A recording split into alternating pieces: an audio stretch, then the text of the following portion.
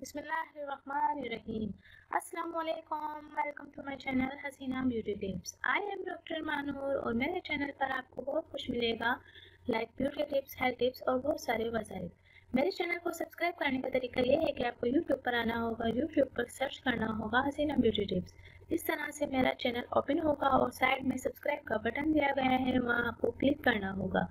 जैसे ही आप उस पर क्लिक करेंगे तो यहाँ एक फोल्डर ओपन हो जाएगा और उस पर आपको ओके करना होगा।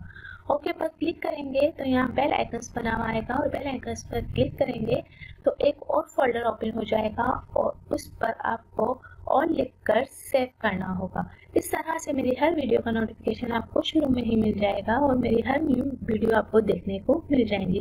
तो नाज़रीन, चलते हैं आज के टॉपिक की तरफ। आज का जो मेरा टॉपिक है वो